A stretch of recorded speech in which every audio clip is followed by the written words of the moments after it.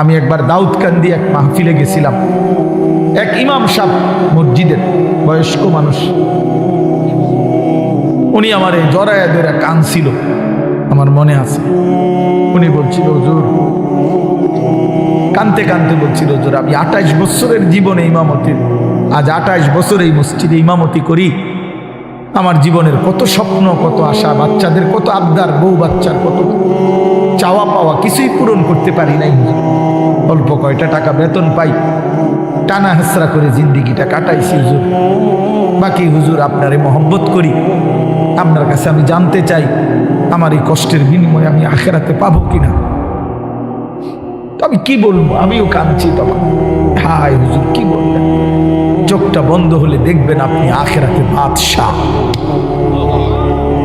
ইনশাআল্লাহ আমি বললাম, আপনি দেখবেন আপনি বাদশাহ, আপনি বাদশাহ। যারা আপনার এই দুনিয়াতে মূল্যায়ন করে নাই সেদিন তারা আফসোস করে, আফসোস করে। তো এই জন্য বললাম, আল্লাহ তাআলা ওই ইমানদার বান্দাকে বলবে, আমার বান্দা দুঃখে ভরা জীবনটা কাটাই আসছো, ঠিক না? খুব কষ্ট পাইছো আমার বান্দা দুনিয়াটা, কিন্তু আল্লাহর কসম শুনেন, নবীজি বলছে ওই ইমানদার বান্দা সে তখন আল্লাহ পাককে বলবে, আয় মাওলা, আল্লাহর কসম মাওলা, জীবনে হায়াতে দুনিয়ার জীবনে দুঃখ কি জিনিস আমি কোনোদিন দেখি নাই। প্রিয় বন্ধু, 10 সেকেন্ডের জান্নাতের আরাম বাতাস তার 70 বছরের দুঃখ ভুলায়। ছেলেরা, বন্ধু, তোমরাও মনে রাখো, বাপ, আমরা 200 কোটি মুসলমানও যদি খোদার কসম রাত দিন যদি আমরা মেহনত করি দুনিয়া অর্জনের জন্য, পরিশ্রম করি, মাথার ঘাম পায়ে ফেলে যদি আমরা দুনিয়ার কর্ম সবাই মিলে করি, দিবানিশি 200 কোটি মুসলমানে মিলে কেউ অলসতা না করে, তারপরেও আল্লাহর কসম, রব্বে কাবার কসম, কাফের বেঈমানদের সমান সমপরিমাণ দুনিয়া আমাদের মিলবে না। এটা দিত না মালিকের, যিনি দেওই না উনি কইতে আছে আমি দিতাম না, তো জোরাজোরি করে কিলাম, আমি পারতেন না। আল্লাহ বলছে, আমি বান্দা আমি দেব না, আমি মোমেনকে দুনিয়া দেব না পুরা। ওয়াদারনি ওয়াল মুকাদ্দিবিনা উলিন নি'মাতি ওয়া মাহিলহুম কালিলা।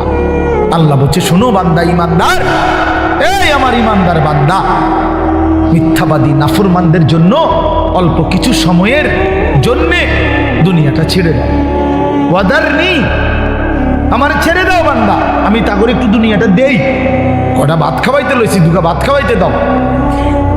কতদূর বাদগ্রস্ত একটা বিল্ডিং, একটা মোটরসাইকেল, একটা প্রাইভেট কার, কতক্ষণ এই বেড়া বেড়ির দফাদফি ফালাফালি করতে দাও বান্দা। কত 60 বছর, 65 বছর, 70 বছর বান্দা, এরকম করো, 60-70 বছরের লেগা দুনিয়া ছেড়ে দাও। অনন্তকালের জান্নাত আমি তোমাদেরকে দিয়ে দেবো। আখেরাতে গেলে দেখবা, আহা, কোরআন শরীফে আছে, খোদার কসম বাপ, নাফরমানকে জিজ্ঞেস করা হবে, হে বেঈমান, দুনিয়ায় কতক্ষণ ছিল তো 60 বছর, 70 বছর, কিন্তু আখেরাতের দৃশ্য দেখে সে বলবে, লাবিসনা ইয়াওমান আও বা'দা ইয়াওমিন, হায় মাওলা, হয়তো একদিন ছিলাম, অথবা একদিনের অর্ধেক বা কিছু অংশ ছিল। 60 বছরের দুনিয়া তার কাছে একদিনও মনে হবে। হাদিসের মধ্যে আছে, বিশ্বাস করেন বাপ, আমি নিজে পড়ছি, পড়াইছি, আল্লাহ নবী সাল্লাল্লাহু আলাইহি সাল্লাম বলছেন, কোন নাফরমান যে মৃত্যু পর্যন্ত দুনিয়াতে কোনোদিন 1 মিনিটের জন্য দুঃখ দেখে নাই, সুখের সাগরে ছিল, কোনোদিন দুঃখ পায় নাই এমন, অথচ নাফরমান পাপী, আল্লাহ তাআলা ফেরেশতাকে বলবে, আমার এই নাফরমান বান্দাকে জাহান্নামের বাহিরটা একটু হাঁটাইয়া আনো, আর জাহান্নামের একটা দরজার সামনে একটু দাঁড় করাইও, 1 মিনিট কদ্দুর খাড় করাইবা, ভিতরে না, দরজার সামনের থেকে নিয়ে আসবা। ওই ফেরেশতা তাকে জাহান্নামের বাহিরটা ঘুরাইয়া জাহান্নামের দরজার কাছে যখন এনে দাঁড় করাবে, জাহান্নামের একটা গরম বাতাস 1 মিনিটের জন্য, 10টা সেকেন্ডের জন্য জাহান্নামের একটা গরম বাতাস ছাপ করে তার বুকটার মধ্যে লাগবে। এরপরে ফেরেশতা তারে নিয়ে আসবে, আনার পরে হাসরের মাঠে, প্রিয় বাপ, প্রিয় সন্তান, আমার ছেলেরা, আমার আল্লাহর কসম, নবীজি বলছে, আল্লাহ পাক তখন ওই সুখে ভরা নাফরমান ব্যক্তিটাকে জিজ্ঞেস করবে, আমার বান্দা, দুনিয়াটা তো বড় সুখে আরামে নিশ্চিন্তে কাটাই আসছো, ঠিক না? আল্লাহর কসম, ওই বান্দা তখন বলবে, আয় মাওলা, আপনার জাতের কসম মাওলা, জীবনে দুনিয়ার হায়াতে সুখ কি জিনিস আমি জীবনে কোনোদিন দেখিনি। বিশ্বাস করি, এটা হাদিসের। আবার আমি ব্যক্তিগতভাবে খামখেয়ালি কথা কম বলি, এটা হাদিস। অর্থাৎ জাহান্নামের 10 সেকেন্ডের ওই দরজার মুখের একটু গরম বাতাস তার 60 বছরের 70 বছরের সুখ 1 মিনিটে 1 সেকেন্ডে 10 সেকেন্ডে ভুলায় গেছে, সব ভুলে গেছে।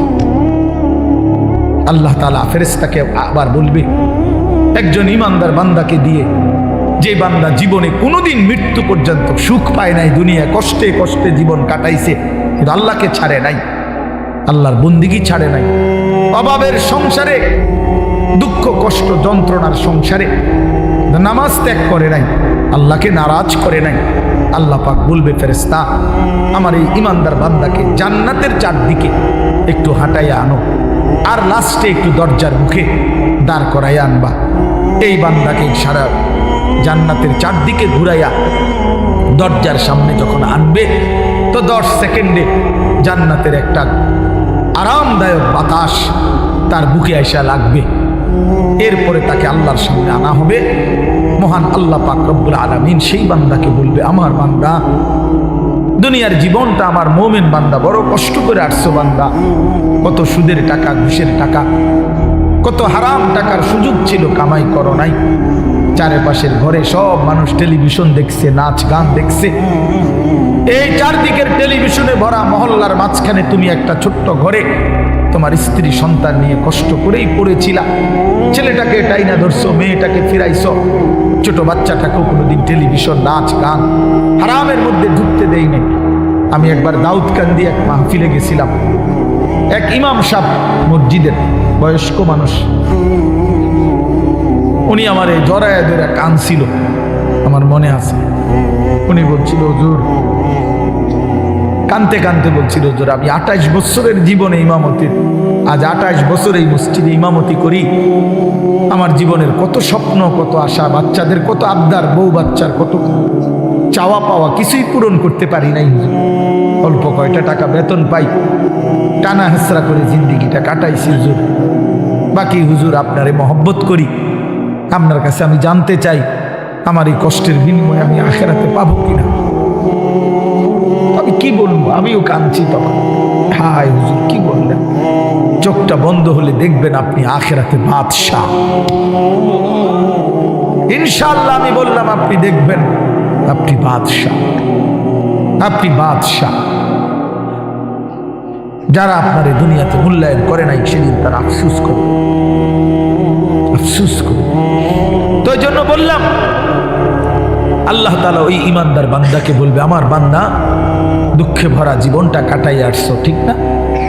খুব কষ্ট পাইছো আমার বান্দা দুনিয়াটা, কিন্তু আল্লাহর কসম শুনেন, নবীজি বলছে, ওই ইমানদার বান্দা সে তখন আল্লাহ পাককে বলবে, আয় মাওলা, আল্লাহর কসম মাওলা, জীবনে হায়াতে, দুনিয়ার জীবনে দুঃখ কি জিনিস আমি কোনোদিন দেখি নাই। প্রিয় বন্ধু, 10 সেকেন্ডের জান্নাতের আরাম বাতাস তার 70 বছরের দুঃখ ভুলায়, আর ওই নাফরমানকে 70 বছরের সুখ জাহান্নামের 10 সেকেন্ডের গরম বাতাস ভুলায়। এর নাম আখিরাত। আপনি এটাকে খামখেয়ালি মনে করেন, ছেলেরা তোমরা খামখেয়ালি মনে করো, এটা রূপকথা না।